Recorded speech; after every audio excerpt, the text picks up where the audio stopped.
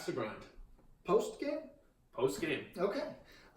This is kind of a wrap-up, trying to talk to you about is it the results? Are they in, or is this where things are today? The results, as we see them, unless something drastic changes. This is like with 75% of precincts reporting, we can say, right, this is election night. Great. Why don't we start by introducing ourselves? I'm Patrick. I'm Bob. I'm Tom. Welcome to Axe to Grind Postgame. So, thank you for joining us. Mosh Madness has been going well. We feeling good about it, guys? Feeling great. All right. It's been awesome. Thanks for doing this. Thanks for joining us on YouTube. Follow, subscribe, all that fun shit. Let's jump right into it. Okay. Our first round matchup, Fury, Paramount versus Renounced Todd. With 75% of the precincts reporting in, we are seeing 75% actually are voting for Fury, Paramount, over Renounced at 25%. Shouldn't shock anybody. That record was very big from Fury. A lot of our listenership is in the U.S., where Renounced, it's very difficult to get a foothold if you are a UK band performing in the U.S. But Saying Renounced are going to be on festivals next year. should be. I'm saying Renounced is getting a lot of love in terms of this could have gone way more extreme, given how big Fury is. I mean, they're one of the bigger bands in hardcore. Yeah. People are anticipating Fury's new record coming 2019. Maybe. It's done. It's done. Okay. Yeah. It's really good. On Run for Good. Oh, it's Run done. covered. And it's really good. Oh, very good. I think. That's what he's heard. I was told. So, both records, we were impressed that people that were not stylistic fans Of the other. Yes, good way to put it. were won over by what they heard. Yes, Not which is everybody cool. changed their mind. No. I But wouldn't expect them to. no, Yeah. but a lot of people walked away thinking there's a lot in that record I liked. Newfound respect both ways, Yeah. and I think that more so today than, say, 15 years ago happened, 100%, which was really cool. A lot of people came to it knowing, hey, I'm in for Fury. This is what my vote is, but I'm listening to both. And we're turned on Renounced a lot. 100%. And what I was also impressed with was people who were there for Renounced who flipped and said, oh, you know what? Someone said, comment, great, was low-key, I'm a Fury fan now. Because it's wild to think of people like that haven't heard the Fury record. Like, it's been so kind of pervasive. Genre corners, get in your corners. Not just that. Once you hear something is the best thing in the world, there's going to always be a motherfucker like me that's like, Right, and you probably got 47 seconds into the record, you're like, I'm good. yeah. But with giving it a more thorough listen, it's definitely turned you. There's a lot of respect. Really. All right, the second matchup in round one of Mosh Madness. Bitter End, Guilty as Charged, versus War Hungry, self-titled. Wow. If you had to prognosticate, Pat, what do you think? Okay, so I thought that War Hungry had I know that Bitter End is technically a bigger band in most measurable ways, Yes. toured, etc. But I really thought that War Hungry had kind of a cult status and diehard fan to them. I think both are true. Okay. But continue. So I thought that this would be fairly close. Pardon us while the ambulance goes by. City life. New York. Yeah. Okay. I thought that this was going to be... So someone else had the most stuffed Oreos. Oh, yeah, Yes. they That's did. they're getting rushed to the hospital with diabetes. Diabetes. I thought this was going to be very close. Mm-hmm. And is it? I mean, it's the close? closest of these four matchups, actually. Okay. It is. And with 75% reporting in, we are at... Guilty as Charged at 60%. War Hungry, 40%. That feels about right to me, to be honest. Okay. Yeah, I think Yeah. that's fair. The couple things real quick. Guilty as Charged sound maybe fits hardcore a lot cleaner than this War Hungry record. War Hungry record is kind of, it's halfway to a stoner record. Yeah. It's Yeah. doomy, dirgy, a lot of Black Sabbath. You have to find the parts to mosh to on that War Hungry record. Not to say that people don't. They're there. They are there. Yeah. They are there.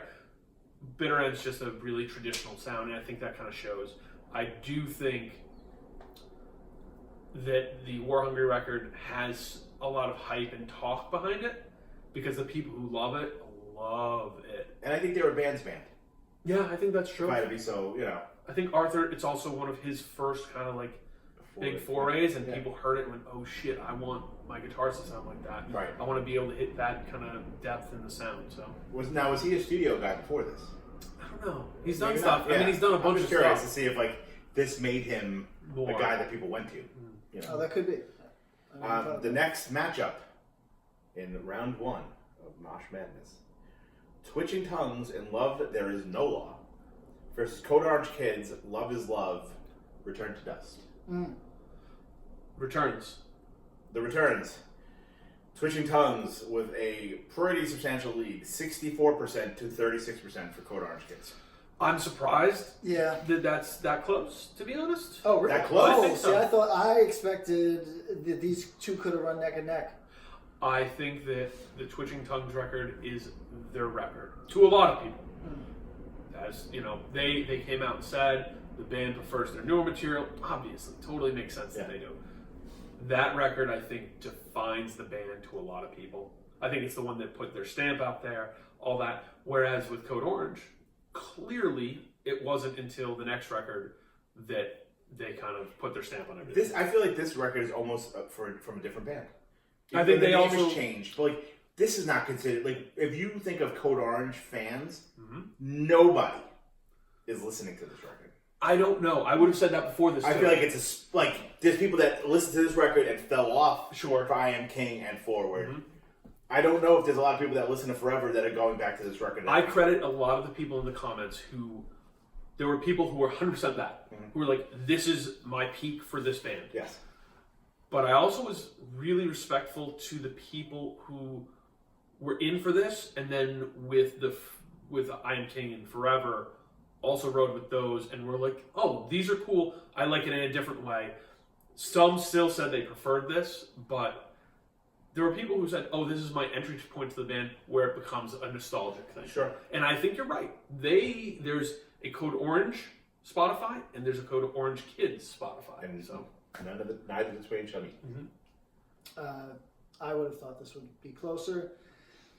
Why? They came out similar times, right?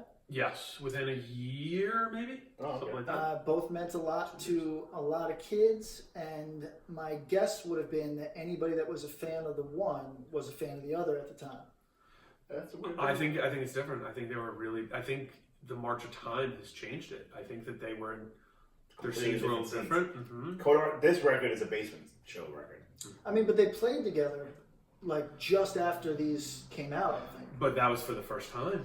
You got to remember that. I think that's when they say they started playing shows as they were moving. They Code really Orange started too doing shows on I Am King. That's true. That's right. So I think that's kind of there. And I was very impressed with the amount of love that came out for this Code Orange record. I think a lot of love. And people were with us. They said they saw some of those underpinnings from that record that beget I Am King and everything beyond that. All right. Agreed. The And the final final matchup of the first round of the what kind of region is this? What do we want to call it? Northeastern bracket. The Northeastern bracket. Mindset, Leave No Doubt versus Boston Strangler, Primitive. Returns? What would you think if you had a guess? This is another war-hungry sort of situation where I know Boston Strangler is technically not as big a band based on touring, maybe based on kind of general exposure, but they were a big thing in my memory, and I would have thought that would have thought that they would have had their stands that are kind of that would vote them on principle, if that makes sense. Very vocal. Absolutely. So, but I bet you're gonna smash me. So give us numbers. What's your pick? If I would have guessed it was close with Boston. Give me a number. Boston Strangler. Come on, Boomer. 60-40. That Okay. Boston Strangler's winning. Yeah. Flip it over to Mindset is in the lead with a healthy 22% lead, 61-39. so your Reverse right. reverse numbers. Okay. You are the chiller. The Mindset record was winning over people who listened to it. I voted for Boston Strangler personally. I voted for Mindset personally. Yeah. I actually really like that Boston Strangler record a lot. However, when you put them side by side, there's a lot on that Mindset record that resonates in a more personal way, a way that kind of connects. I mean, the song Leave No Doubt, there's a self-awareness there that I don't think you catch on a lot of that style of hardcore, the more like straight edge hardcore, people want to say youth crew hardcore, any of that. The song Leave No Doubt is like, yeah, you think this is an act, it's not an act. This is what I'm about. I'm singing about the things that matter to me. I'm doing the thing I want to do. And if you're not with that, all right, go your way. So I continue to come back to those Mindset songs and I'm like, yeah, that's a good record. It's a very, very good record. I love seeing the passion of people who like it. It's crazy. I think it's sort of overlooked. Outside of its Youngblood, core not Youngblood, but like, I've always kind of looked at that. Right, they're a React band, but like I feel like more hardcore kids would like this record if they had given it a chance. Totally agree. And I think now, we talked about it, what was it? We talked about Fury versus Mindset and which you would give to a kid at a Turnstile show, and we said Mindset. And I think that's true. If you're someone out there who likes Turnstile, check out this Mindset record. There's a lot of energy bouncing off sure. You know what I mean? Yeah. It's a stage dive record, for sure. All right. Okay. All right. That's That's what we it. got?